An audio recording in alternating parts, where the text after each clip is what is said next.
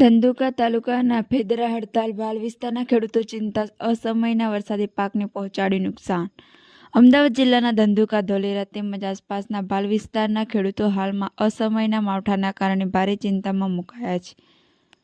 છેલ્લા 2 દિવસથી પડેલા સતત વરસાદના કારણે ચણા, ઘઉં, જવ, ડુંગળી સહિતના પાકમાં પાણી ભરાઈ જવાથી નુકસાનની શક્યતા વધી રહી છે। ખેડૂતો જણાવે છે કે પાક હાલ વૃદ્ધિના અગત્યની અવસ્થામાં છે અને આવા સમયે પડેલા અસમયના વરસાદને જમીનમાં ભેજ વધારી દીધી છે, જેના કારણે છોડ પીળા પડવાની શક્યતા વધતી જાય છે। અનેક ખેતરોમાં પાણી ભરાઈ જવાથી પાક નાસીપાસ થવાની ભીતિ છે। ધંધુકા, ફેદરા, હડાળા વગેરે અને આસપાસના ગામોમાં ખેડૂતો પોતાના ખેતરોમાં પાણી કાઢવા તાત્કાલિક પગલાં લઈ રહ્યા છે। કૃષિ વિભાગમાં પણ હાલની સ્થિતિ પર નજર રાખી ખેડૂતોને પાક બચાવવા યોગ્ય માર્ગદર્શન આપવામાં અપીલ કરી છે। સ્થાનિક ખેડૂતોની માંગ છે કે તંત્ર દ્વારા સ્થળાંતર સ્થિતિનું મૂલ્યાંકન કરી શક્ય સહારા આપવામાં આવે, કારણ કે સતત પડતા વરસાદના આ ખેડૂતોની મહેનત પણ પાણી ફેરવી દીધું છે। હાલની સ્થિતિ મુજબ બાલ વિસ્તારના ખેડૂતોમાં ચિંતાની લાગણી સાથે રાહ જોવાઈ રહી છે કે હવામાન જલ્દી સામાન્ય બને છે। Reporter CK Barad.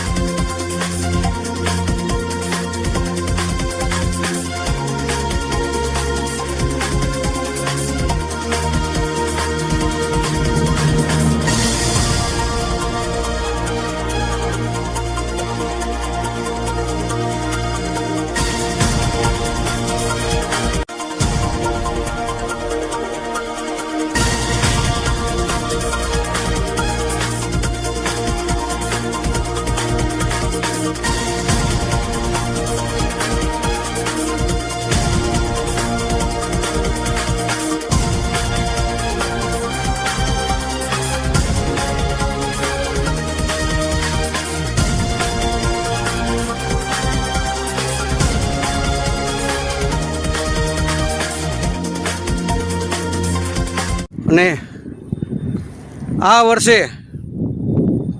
વાવ થરાદની અંદર કૃષિ મંત્રી શ્રી જીતુભાઈ વાઘેલા સાહેબ એમને જો જ્યાં રવિ પાક લેવાનું હોય અને ત્યાં પાણી ભરાયેલા હોય ને રવિ પાક લઈ શકે એવું ના હોય એને પણ કૃષિ પેકેજ જાહેર કર્યું છે। તો આપને દેખાડું, આપને બતાવું, આપને જણાવું કે હાલમાં પણ ધંધુકા, ફેદરા, હડાળાના ગામડાઓ, ધોલેરાના ગામડાઓ જ્યાં માવઠાના વરસાદના પાણી પણ ચિક્કાર ભર્યા છે। અડધો પોણો ફૂટ ખેતરોમાં પાણી છે। આપ જુઓ છો, ચારે બાજુ નજર કરો સાહેબ, જો વાવ થરાદને પણ રવિ પાક લઈ શકે એવી પરિસ્થિતિ ના હોય તો ભાલના ખેડૂતોને પણ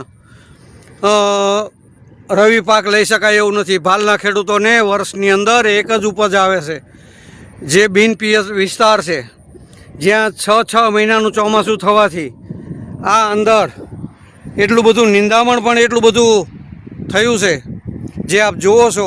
તો આપ સરકારને મહેરબાની વિનંતી કરવાની કે અમારા ભાલના ખેડૂતોને પણ આપ કૃષિ પેકેજની અંદર જે મર્યાદા હોય એ મર્યાદાની અંદર સહકાર આપી ખેડૂતને જીવતો રાખવા, બેઠો કરવા મદદ કરો એવી હું રાણા મનરસિંહ બનુભા, SPNF સંગઠન સહસંયોજક અમદાવાદ જિલ્લા આપને વિનંતી કરી રહ્યો છું. ધંધુકા તાલુકાના અડાળા ગામનો ખેડૂત છું. અમારા ગામમાં વરસાદની એટલી બધી નુકસાની છે, છેણા વાવેલા જતા રહ્યા બધા. અત્યારે તમે રૂબરૂ જોઈ શકો છો, પાણીમાં છેણા છે, ઝાડ જતી રહી, ઢોરાને ખાય એવું નથી રહ્યું. કોઈ ખેડૂતને કોઈ હજી જમીન ફરી છે ચોમાસા વાતની, હજી પાણીનો કોઈ નિકાલ નથી. ત્યાં પાછો આ કુદરતનો માર પડ્યો, પાછા ખેતર ભરાઈ ગયા બધા. હવે કોઈ જગ્યાએ પાણીનો નિકાલ થાય અને ખેતર ખાલી થાય એવું નથી.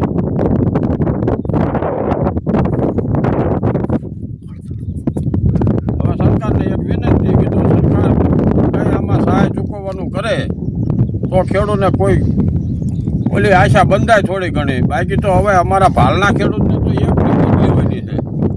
હવે બીજી કોઈ આધાર નથી. તો શિયાળું મોલ એક થાય અમારે, એમાં બીજું કંઈ થતું નથી. પાણીની કોઈ સગવડતા નથી. એટલે આ કુદરત આજે અમારે ખેતી કરવાની છે.